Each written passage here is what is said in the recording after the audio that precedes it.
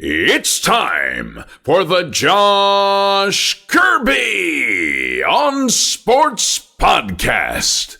On this edition of the Kirby on Sports Podcast, we break down an exciting Week 6 of the National Football League for you, along with the World Series of Baseball just getting kicked off. I'll give you a quick rundown and recap of the first two games of the World Series. All that and so much more. But before we begin, we would like to thank our brand new sponsor at Regroup Building Services, specializing in custom homes, remodels, additions, and so much more. If you're looking for a new place to call home or just need repairs on your current home, look no further. Regroup Building Services has you covered.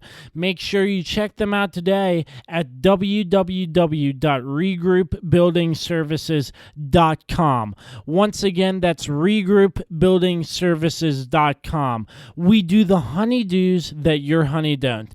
Make sure you tell them Josh sent you. We are also sponsored by PM Plus Reserves, now expanding their territory to serve the I-81 corridor from Hagerstown, Maryland to Stanton, Virginia. All right. It's time for another edition of the Kirby on Sports Podcast, starting right now.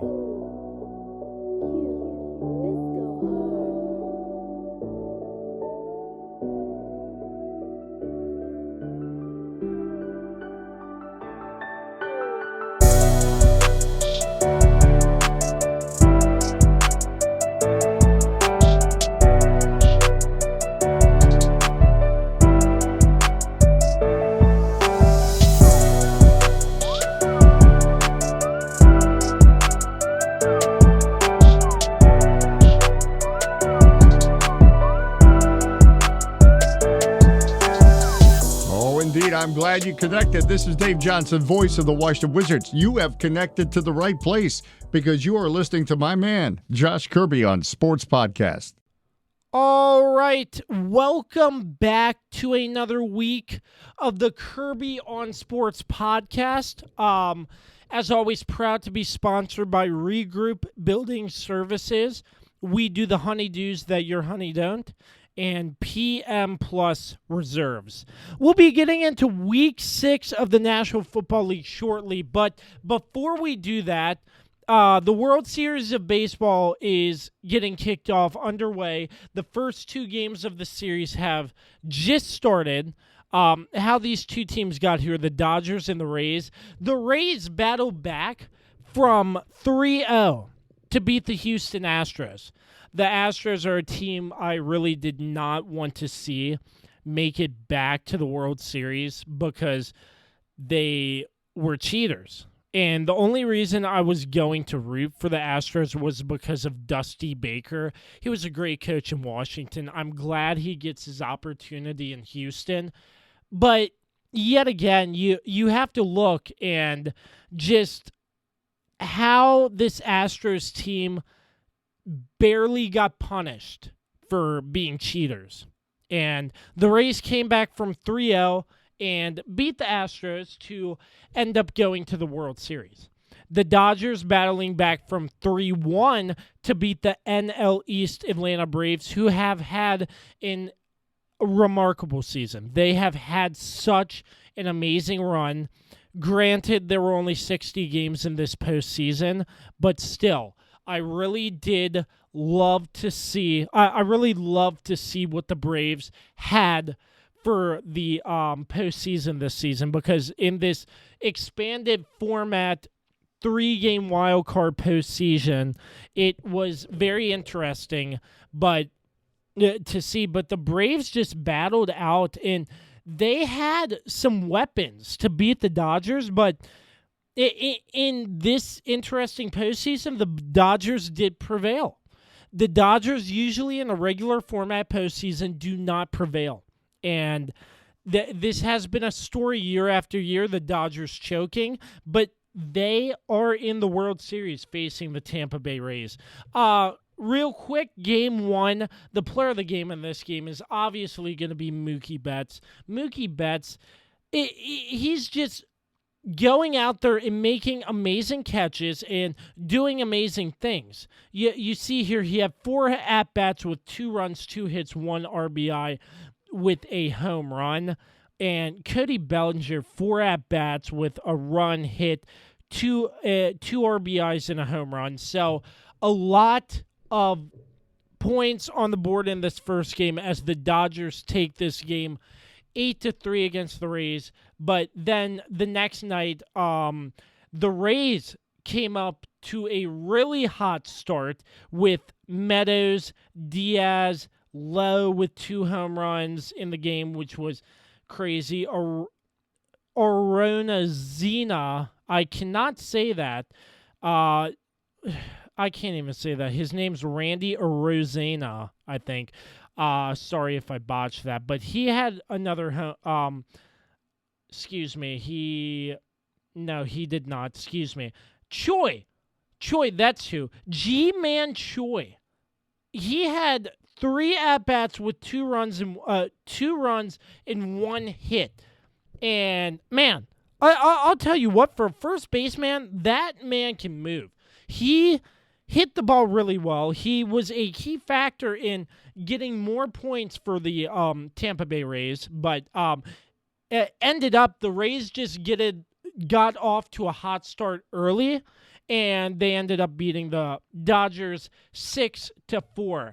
Next set of games in the World Series is Friday and Saturday, and as you know, with COVID and everything, they have a neutral site in Texas. The Texas Rangers' new stadium is the site for the World Series. So it's not going to be played at home and away stadiums. It's just going to be played at one neutral site with 1 game off in between 2 game sets. So trying to get this postseason wrapped up sooner rather than later, but the MLB has done a fantastic job making sure these players can have a season and fight for a championship, just like we have seen in the bubbles. But the MLB, it is harder to have a bubble format. So hats off to the MLB. I love it. So the series right now is tied 1-1, and the next game will be on Friday. So looking forward to that. It's been great gameplay so far. I've really enjoyed watching the 2 teams battle it out. And Dodgers and Rays game number 3 is on Friday. We'll be right back with NFL Week 6 breakdown. All right, folks, Week 6 in the National Football League. It was sort of an interesting week, I want to say. A lot of one-sided matchups early, some close games. We'll get into it all. So I'm looking forward to it. I hope you all are as well. I want to start off with the Chicago Bears versus Carolina Panthers. Chicago, Nick Foles, obviously, with a huge win over Tom Brady and the Tampa Bay Buccaneers on Thursday night. I did forget to mention before I move forward, there was no Thursday night matchup in Week 6 due to COVID scheduling. So Thursday night football was not happening for this Thursday. And there will be 2 Monday night games. There was another Monday night doubleheader on this week. So in place of the Thursday night game, there were 2 Monday night games. So moving forward, the Chicago Bears and Carolina Panthers. Nick Foles, big win against the Buccaneers. But this wasn't a very great game to watch. These 2 quarterbacks competed well. Nick Foles almost 200 yards. Teddy Bridgewater with just over 200 yards. But the thing that really set the Panthers apart from the Chicago Bears was the fact that there were too many turnovers. turnovers shot themselves in the foot. They had 2 interceptions, including Bridgewater's interception to DeAndre Houston Carson to seal the game for Chicago as Carolina was trying to drive down to win the game. But with this loss, Carolina is now 500 with a 3-3 record. They're still struggling a little bit. I thought they would be doing a lot better with Matt Rule as the new head coach and Teddy Bridgewater under center for quarterback. So Carolina, I really thought they'd do better, but they got a lot of work to do, a lot of adjustments that need to be made. But Nick Foles came out and played an impressive game, 23 for 29, 198 yards with a touchdown and an interception. So that game, not a lot to talk about, but 23-16 as Chicago beats Carolina. Let's move on to the dumpster fire called the NFC East. Baltimore and Philadelphia. Baltimore beats Philly 30-28. I mean, this was a very interesting game to watch. Let's break this down for you in depth because Baltimore only wins 30-28. Lamar Jackson and the Ravens, they did not look like they played great. They played well enough to win, but they didn't come out with a lot of horsepower like they usually do. Lamar in this game, I mean, everything was on the ground for the Ravens. Lamar Jackson had 108 yards rushing in this game. There was really not really that much passing going on. Lamar had 186 yards in the air, but still, Baltimore mainly used the ground game, and it was done mostly by Lamar Jackson.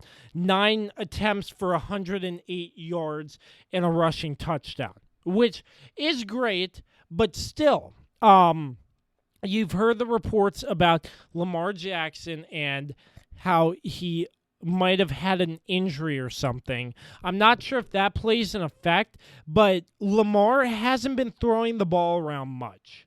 But still, they played good enough to win, but still, they haven't been playing like I thought they would usually play with more horsepower. Carson Wentz, man. The Eagles, man. Come on. In this NFC East, on paper, you look like a great team. Carson, 6 sacks for minus 43 yards. What's the O-line doing to protect him? I mean, this is incredible. Carson Wentz, 197 yards, 2 touchdowns. So, a decent game, but still, there is no O-line for the Eagles. And the running game, Miles Sanders got the job done on the ground. No touchdowns. Carson Wentz ran in for a touchdown, but still, no O-line. They got pressured. Carson Wentz just doesn't look like the same Carson Wentz we have seen out here in years past.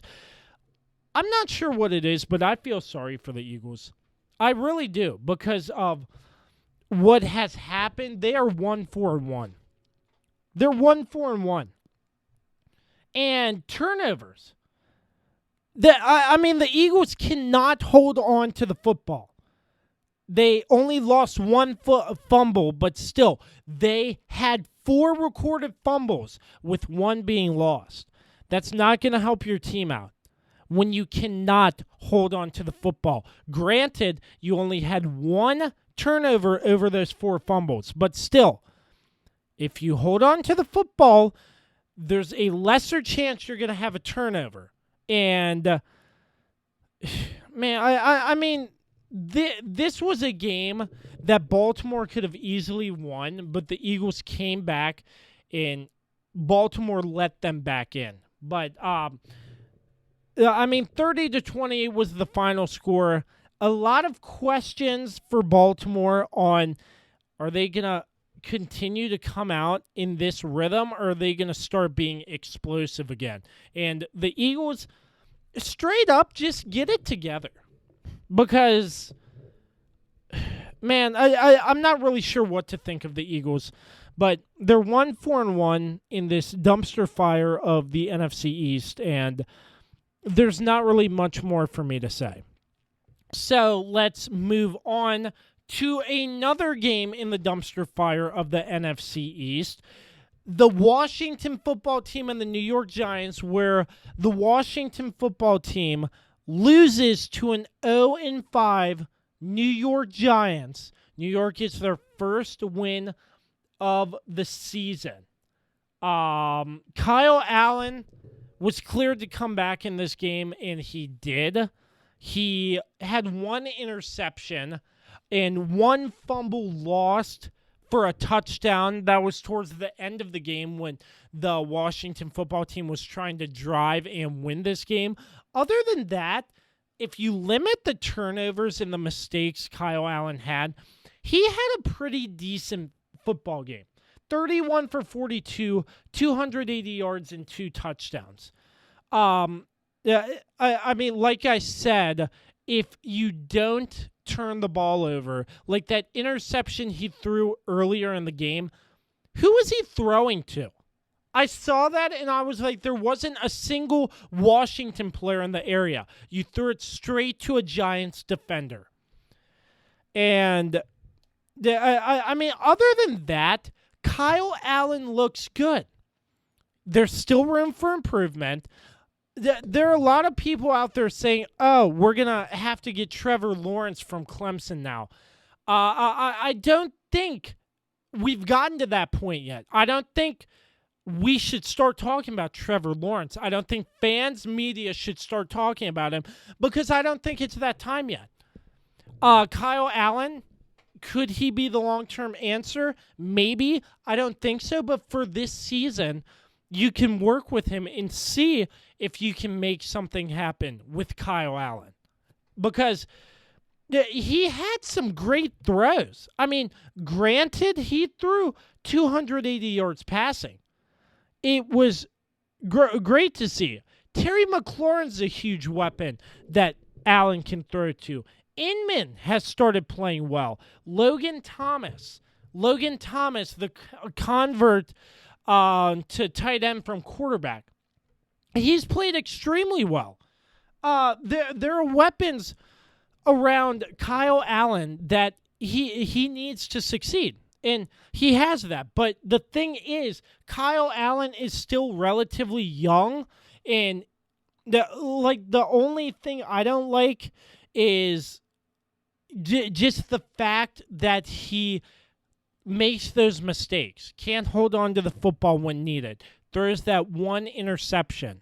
But, I mean, other than that, Kyle Allen has put the ball on the receivers pretty well, and the Washington football team looked pretty good. Decent. Because they still lost this football game to the 0-5 Giants. Kendall Fuller on defense, he played remarkably well. The Giants were driving. They were in the red zone. Kendall Fuller has a pass interference call, which I don't really think should have been pass interference. And the next play, he picks off a pass in the end zone, and Washington is in a position to start driving down the field to put up more points. Devontae Freeman, he looked pretty good moving on to the Giants side. He looked pretty good, 61 yards. But the Giants let Daniel Jones have it with a 74-yard game on the ground for Daniel Jones. There was one read option play where Daniel Jones just faked everybody out, and he outran everybody on Washington. And I was like, how is this possible? A quarterback is outrunning our defense.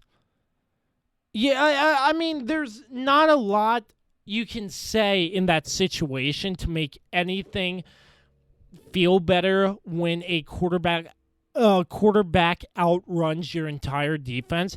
But plain and simple, that's what happened. Daniel Jones, 12 for 19, 112 yards, a touchdown in that pick from Kendall Fuller. So nothing eye-popping in terms of New York stats.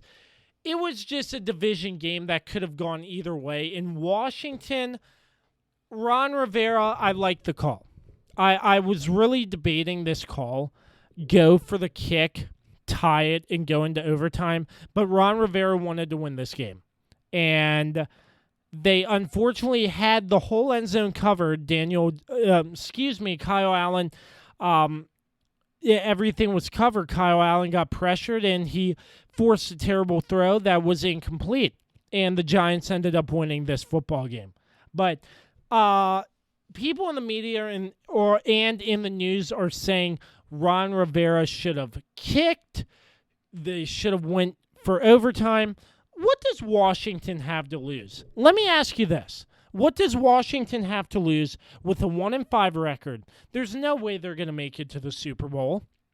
So go for risks. If you don't have anything to lose. The Giants did not have anything to lose in this game, and they ended up winning.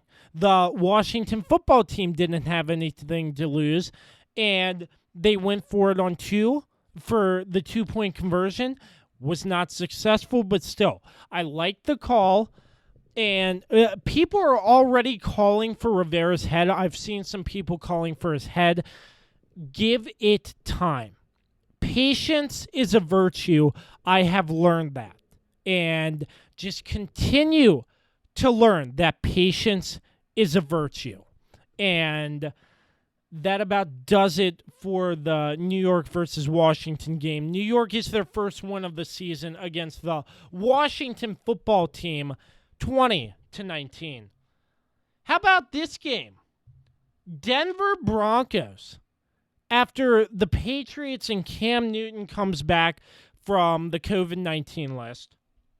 My goodness. The Broncos came out here. Drew Lock threw 2 interceptions, but they still came out. Their defense looked great, and they won this football game. They beat the New England Patriots, and the first time since 2001, the Patriots are under 500. That is crazy to see the New England Patriots with a 2-3 record. That's insane. And in this game, I want to say that the offense really wasn't clicking for Cam Newton. He had 2 interceptions himself in this game, and it was just like, what's going on here? Obviously, Cam Newton came off the COVID list. I don't want to say that was a factor in he's rusty, because I don't know. But still, 2 interceptions. He was trying to play the pocket safely, but then New England decides that to work the football around Cam, give him more designed runs and stuff. And he had 10 attempts, 76 yards, and a touchdown on the ground for Cam Newton. So after New England sort of went around and had more of a ground attack in this football game, they were slowly starting to come back. There was a potential game-winning drive for the Patriots, but then the Denver Broncos defense came in clutch and stopped the Patriots on 4th down and 10, ended up winning this game 18-12. So a great football game all in all. Early, it was a struggle for Cam Newton and the Patriots, but coming back, the Patriots had a chance to win, but just fell off short because the Broncos defense was just that incredible going into that last drive. They just stepped up and did what they needed to do to win this football game. Moving on to the next game on our slate of games for Week 6, the Houston Texans and the Tennessee Titans in a shootout. 42-36, Titans get the win in overtime. Both quarterbacks in this game threw for over 300 yards passing. Derrick Henry, hands down, the player of the game, 22 carries, 212 yards, including the game-winning touchdown in overtime. Will Fuller, the fifth.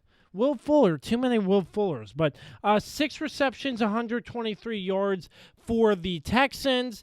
Anthony Ferkshire for the Titans, 8 receptions, 113 yards. The Titans still looking great. Last week, as you know, they beat the Bills after 12 days off due to COVID. They're coming back, and they look just as great. The Titans stay undefeated with that incredible win. I want to say that the Houston Texans look a little bit better than what they were when Bill O'Brien was the head coach. Deshaun Watson looked great, 335 yards and 4 touchdowns, so spreading the ball around, along with Ryan Tannehill for the Titans, 4 touchdowns and an interception. I just love to see those type of football games where you're always spreading the ball around and making sure it's just not going to one receiver. This was the definition this week of an all-around complete football game. I really enjoyed watching that game, and came down to overtime to figure out who was going to win. So that was really an exciting game, one of my favorite games to watch out of Week 6. And one of the biggest surprises I saw coming out of Week 6. 2 battles of 2 greats. Tom Brady and Aaron Rodgers. The Buccaneers took this game by a surprising 38-10. Aaron Rodgers, the only touchdown scored was by him in the first quarter. Man, I tell you what, this game was a tale of 2 halves, so to speak. The Packers look decent. They come out, score 10. Then in the second quarter, the momentum completely shifted. Green Bay with back-to-back drives with interceptions. One getting returned to the house by Jamel Dean for the Tampa Bay Buccaneers. And after that, Green Bay could not produce anything. After that second quarter with 2 back-to-back interceptions by Aaron Rodgers, and granted, you never see Aaron Rodgers throw 2 interceptions. Never. He didn't even throw a single touchdown pass in this game. Hats off to Tampa Bay. They looked really well, doing what needed to be done, cashing in on those big turnovers. And after the 2 interceptions, Tampa Bay's drives for the rest of the game, for the rest of the scoring drives in the game, touchdown, touchdown, touchdown, touchdown, field goal, and touchdown. 5 consecutive scoring plays and none for Green Bay. And in the fourth quarter, no points were scored. So this was the between the second and third quarter. But 5 consecutive scoring drives. Hats off to Bruce Arians. Hats off to the coaching staff. Hats off to Tom Brady. And Rob Gronkowski. He finally catches a touchdown pass. As you know, Rob Gronkowski did retire briefly from the NFL, but he finally has himself a touchdown reception, by the way. So it was great to see Tom Brady connecting with Rob Gronkowski to get that first touchdown under his belt for this season. I feel like Rob Gronkowski really hasn't been performing that well I just think he hasn't been clicking. I feel like with that touchdown, he's going to get a lot of momentum and start playing better and better and better. But hats off to this entire Tampa Bay Buccaneers team. They get the win 38-10 against a not-so-hot Aaron Rodgers. And the defense, after that drive, they just started pounding on Rodgers. Rodgers got pressured pretty much the entire second half. 4 sacks for negative 42 yards. So, very impressive. I have to say, very impressive for the Buccaneers to convert over missed opportunities by Green Bay in winning this football game. All right, moving on. The San Francisco 49ers upset the Rams on Sunday Night Football 24-16. This is a 49ers team who has been depleted with injuries. Luckily, they got Jimmy Garoppolo back. He looked better. His ankle seems to be doing a lot better. And he threw 3 touchdowns, 23 for 33, so only 10 incompletions in this game. All around, the Niners looked great. I'm not really sure what happened to the Rams, though. Jared Goff, 19 for 38, 198 yards with 2 touchdowns and an interception. That's nothing to write home about. I mean, you look at this game, and San Francisco just had the upper hand the entire game. George Kittle played a big role in this game. Raheem Mostert looked pretty good, 17 carries, 65 yards. I just think this was a game that the 49ers needed to win to gain confidence. Because, with their injury depletions, Jimmy Garoppolo just came back, but this was a game that was going to mean a lot for the 49ers to win in terms of momentum and confidence. This is a huge confidence booster, beating the LA Rams 24-16. A Monday night doubleheader for you. The Kansas City Chiefs, they just looked amazing. They even in bad weather, Kansas City looked dominant all across the board. 21 for 26, 225 yards and 2 touchdowns for the legend Patrick Mahomes. I called him a legend, but yeah, he's a legend in most people's eyes already. He's just a dominant quarterback. And you look at this Chiefs team all around. They played a complete 100% football game. This is the stat line I like to see. A quarterback for over 200 yards, only 5 incompletions, 2 touchdowns. In their main running back, Clyde Edwards-Helaire, 26 carries for 161 yards.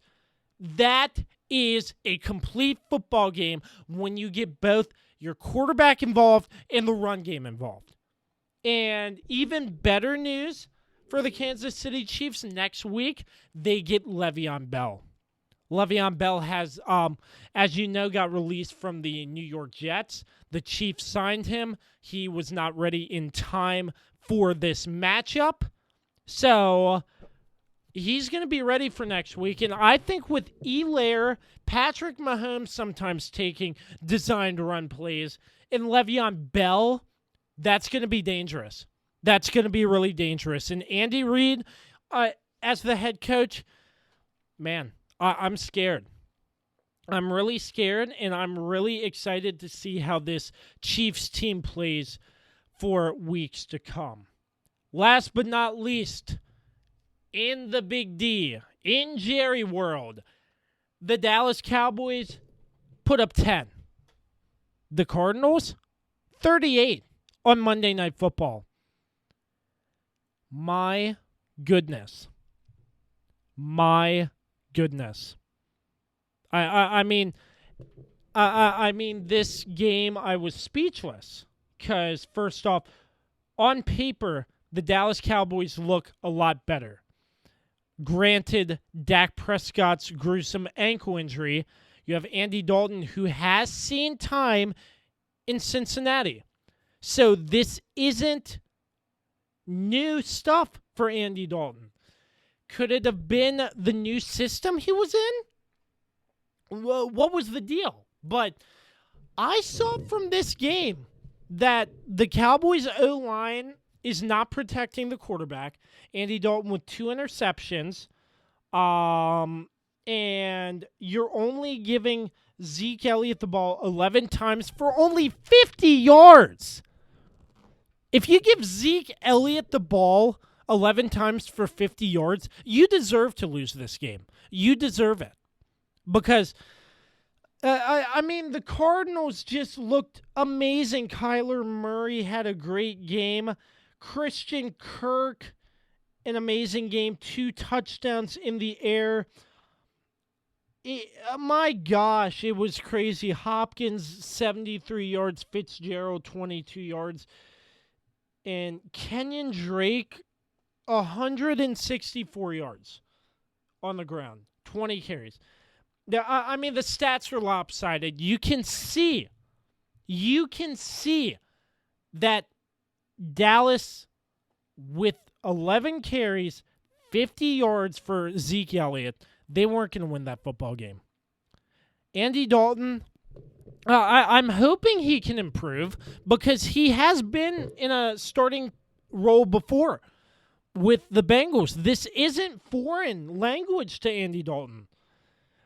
I'm very surprised, but on Monday Night Football, the Cardinals to go out and beat the Dallas Cowboys, that's huge.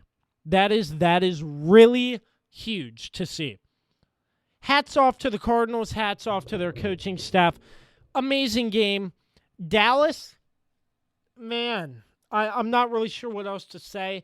I think it comes down to your offensive coordinator. I think if the play calling changes and Mike McCarthy takes over the play calling, it might be better. Because Kellen Moore is pretty much the only coach that has stayed on after Jason Garrett got fired. And does that say anything? I know I'm a Washington fan, but does that say anything?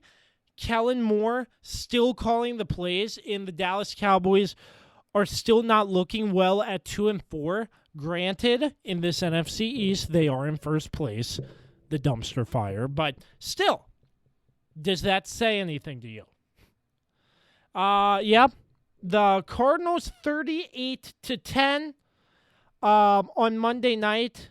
Man, and you know what next week is. You know what next week is, Washington versus Dallas. So that's going to be rather exciting to watch. Who knows who's going to win in this dumpster fire of an NFC East? All right, when we return, we will have nuggets and what to look out for in Week 7. We'll be right back. All right, wrapping up the show on the Kirby on Sports podcast with a few nuggets. The first nugget is sort of a big nugget, but something I feel like I really need to address. Tua Tagovailoa sees the field for the first time as the Dolphins shut out the Jets 24-0. That's great. I love to see that Tua, after that injury, finally got some playing time in the National Football League. But I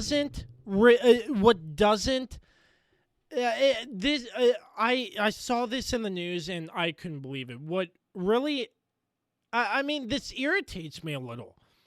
The Dolphins came out and said they're benching Ryan Fitzpatrick for Tua.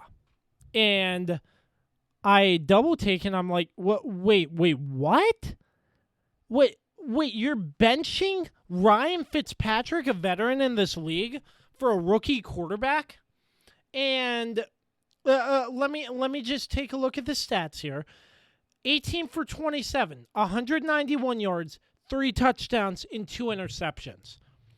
And before that, let's go back. Let's go back and see what else Ryan Fitzpatrick has done. against the San Francisco 49ers. 22 for 28, 350 yards with 3 touchdowns. Let's go back to week 4. Week number 4. I mean, looking at these stats, Seattle, let's see here. Fitzpatrick, 315, 2 interceptions. Granted, Seattle's big defense. Miami, Jacksonville. Fitzpatrick, 18 for 20, 160 yards and 2 touchdowns. You look at these stats, does that really warrant a benching? Does it really? I mean, I know the Dolphins are in a big rebuilding haul, and they're right now currently at 3-3, which is better than past years. But to literally bench Ryan Fitzpatrick, who hasn't been playing terrible football, that I don't know what to say to that. I really don't. I'm going to pull up the quote from what Fitzpatrick said in the press conference. My heart just hurt all day. It was heartbreaking for me. I've been a starter. I've been benched all kinds of different ways, but this one just really more so than any of them. I just felt fully committed and invested and felt like it was my team. Darn right it was your team. You looked decent. Head coach Brian Flores. I'm just going to say this. Yeah, you want to put Tua in to see if he's better. But if Tua throws up a goose egg, throws multiple interceptions, and plays like crap because he's a rookie in the league, instead of sitting on the bench and learning from an experienced veteran, I mean, I'm just saying, Brian, if the fans come back and want you gone for that, don't say I didn't warn you. Because, I mean, it's crazy. Ryan Fitzpatrick with the nickname Fitzmagic. I mean, yes, he's not a legendary quarterback. He's not the greatest, but he's not the worst. And he's had a decent season. And for the starting role to get ripped off of Ryan Fitzpatrick for Tua, that rubs me the wrong way. That really does. Yeah, to see that happen, it just really, really, really unsettled me. It disgusted me in a way. I feel very sorry for Ryan Fitzpatrick. And, I mean, it's crazy. It's really upsetting and crazy to see Ryan Fitzpatrick going through all he has been through to play decent football with a decent Miami team to get stripped after winning 24-0. Granted, it was the Jets, and I mean, the Jets, I don't know what to say to them, but granted, you win 24-0. And you get benched because you have a decent game. I mean, I would be on Brian Flores' side if Fitzpatrick came out and threw 4 or 5 interceptions with no touchdowns. I'd be on his side. But Fitzpatrick, I don't see what's wrong in the stats to warrant him to get benched.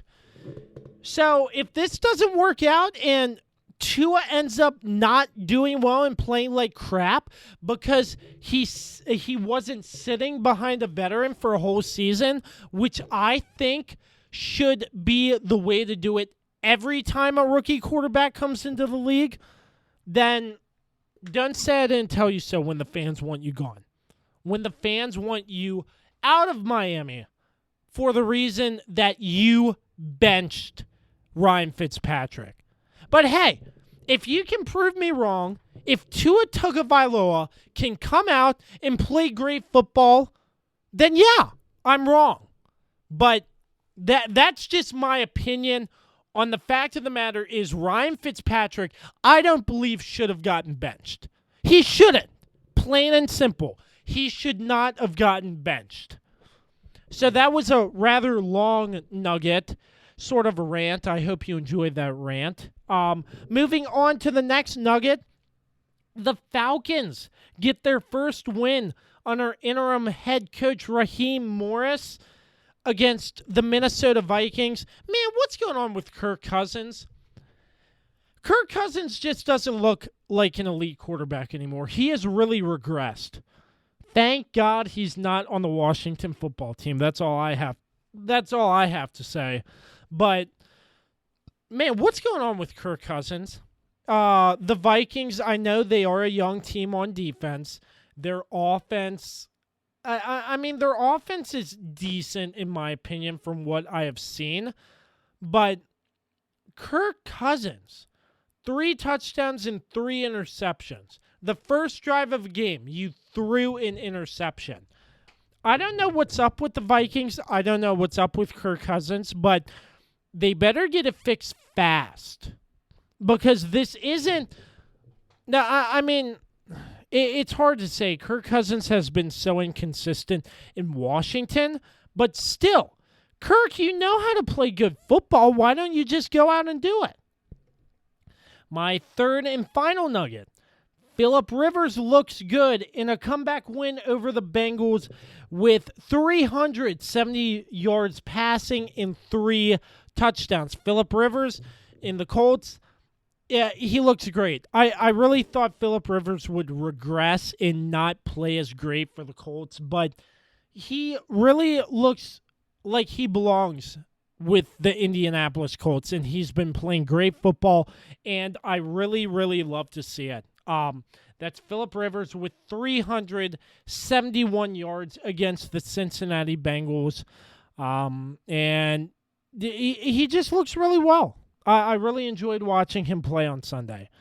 So with that wraps up Week 6 on the Kirby on Sports podcast.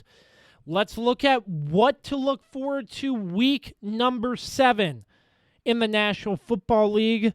As you look at the schedule, there are a lot of very interesting, exciting matchups, but my what to look out for is Denver versus Kansas City.